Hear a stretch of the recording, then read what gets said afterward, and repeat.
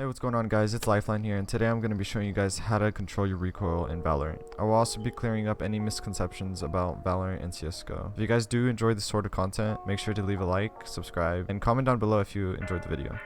With that out of the way, let's get right into it. The first misconception about Valorant and CSGO is their sprays are completely the same, which is simply just not true. Now, while CSGO does have a little bit of bullet spread RNG, Valorant on the other hand has random RNG during the horizontal movements. Let me show you exactly what I mean.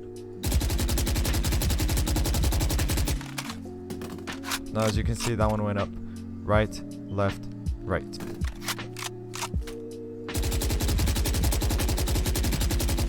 Now, as you can see, that one went up right, left, right, left. So the horizontal movement's never going to be exactly the same. This is why in Valorant it is more difficult to fully spray, whereas in CSGO you can learn the whole entire pattern and spray from great distances. Now, the second misconception is because of this it is impossible to fully spray. Now, that is just not true. I have managed to get multiple kills while fully spraying from certain distances. You just have to know when to full spray, burst spray, and tap fire. It really depends on the distance that you are at and if you feel comfortable to full spray, tap fire, or burst fire. Now, let me show you what I mean. Now, let's say there are 3 people lined up right in front of me. I'm in this distance. What should you do? Preferably, you would want to full spray. There's really no reason to tap fire from this distance because it just wouldn't make sense. It would actually be easier to full spray, whereas tap firing, you would have to hit each head and line them up. Instead, you can do something called spray transfer. While you're spraying in the first target, move over to the second target and then to the third. Let me show you what I mean.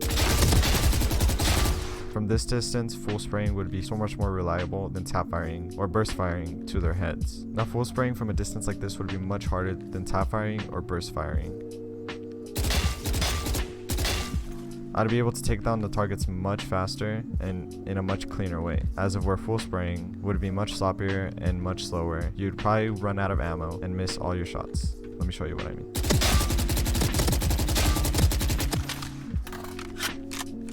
Now, as you can see, it was much sloppier taking down those enemies than whereas tap firing and hitting their heads. Now, the third misconception that people have about this game is that spraying is just unnecessary or not useful whatsoever. Now, spraying in this game is helpful for a lot of situations, and any good player to a certain extent will know how to spray in the situations that are needed most. In situations where you miss the first tap or the burst, you need to confirm the kill. Or where they're all lined up and you are at a close enough distance to spray all them down, go for it. With that being said, let's hop right in. Now, the first step is countering vertical movement. Now, what we're going to want to control is this first line.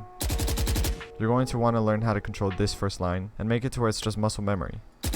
Now, there will always be some RNG in the middle where it's going left and right, but for the most part it will be 100% accurate and all you have to do is pull down to counter it.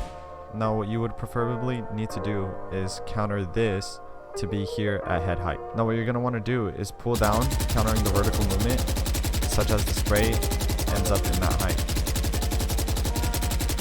Because this is now headshot height. You need to focus mainly at staying at this exact headshot height. Now, once you got the vertical recoil down, you want to focus on learning how to counter the horizontal recoil. And really what you're going to want to do is just keep doing this a bunch of times until you got it down in your head and it's muscle memory. Now, you're going to want to do this for every gun, including the Vandal. Now, as you can see, I can learn to pull down a little bit more to where it's head height instead of going out. The recoil is definitely different for every gun. A gun such as the Spectre, you would need to pull down less. For every gun, you're going to need to realize how much you need to pull down and just keep doing it until it's muscle memory. This is really the most important part of spraying, and you need to get this down before you can do anything else.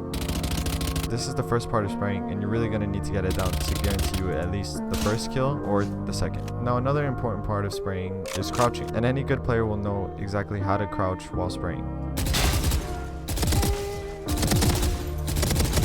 While you're crouching, it actually pulls down for you just a little bit, so you don't actually have to pull down as much. And you need to get this locked into your head because it's going to make spraying much easier.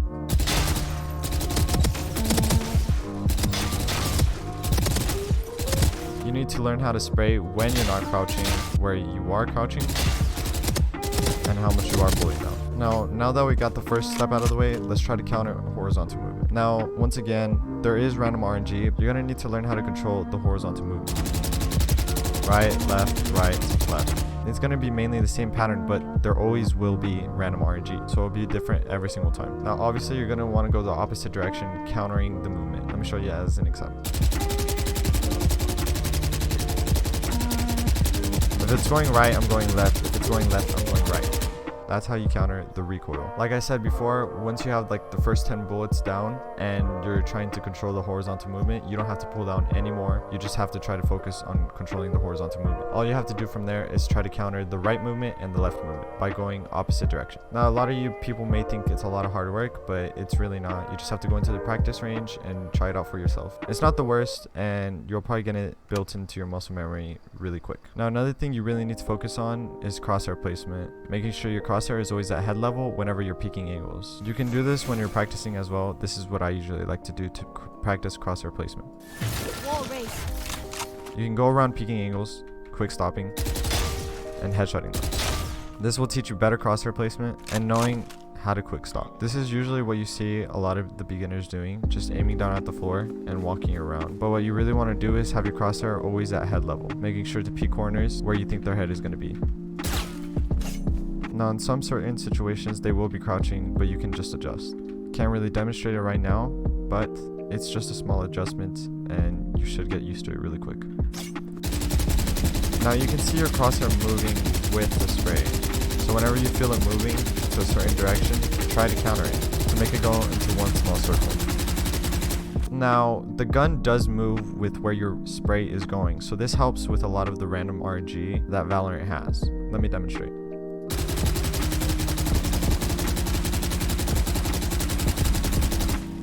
As you can see, the Phantom is moving where the bullets are going. Now, you can look at your gun and counter this to make all the bullets go where you want to go.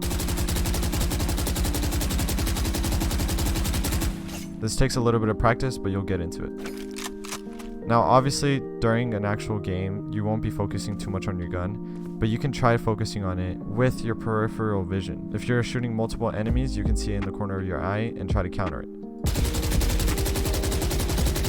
This will make your spray much better. Now, another thing about horizontal movement is the little bar in the middle. As you can see, there's a little bar in the middle. You really just want to focus on the two endpoints instead of trying to control that bar, because it's going to be too fast for you to react and try to control. This will usually happen after 1 to 4 or 5 shots. Now, the third step is spray transfers. I talked about this earlier, and you guys basically know what it is. It's whenever you go to one person to the next while still spraying. Now, this is huge from close range because you can take down multiple targets while spraying. So this is something you're going to want to learn to multi-frag. You're going to want to learn how to control the recoil while spray transferring to another opponent. You may think it's a little bit too much, but it just takes practice. To really try to master spray transfer, just master vertical movements and really try to keep your bullets in the middle. Now, you can just stand right here and really practice it and just move to each head, and you'll see a lot of improvement.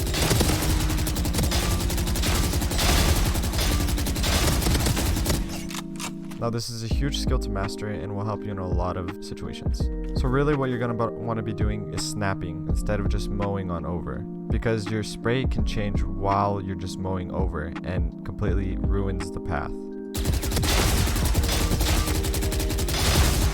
Now, you may kill some people, but it will be very sloppy, and you have to be very close to actually go through with it. You want to be very snappy and try to get to their heads as fast as possible.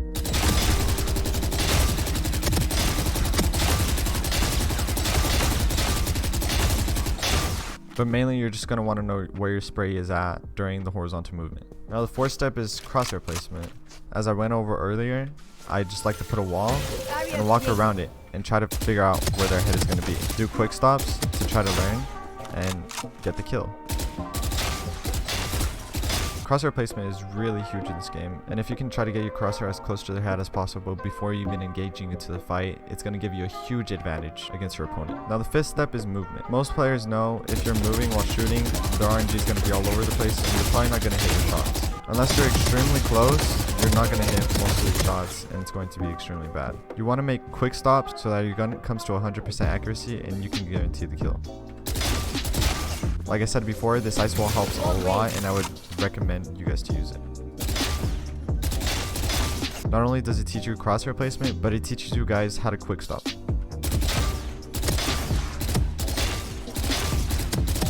Now knowing where the enemy is and peeking the corner while crouching is going to be amazing for you, because you'll most likely get the kill if you hit your shots. This was Lifeline, and I hope you guys enjoyed the vid. If you did, leave a like, subscribe, put a comment down below if you enjoyed the video or not, and I'll catch you guys later.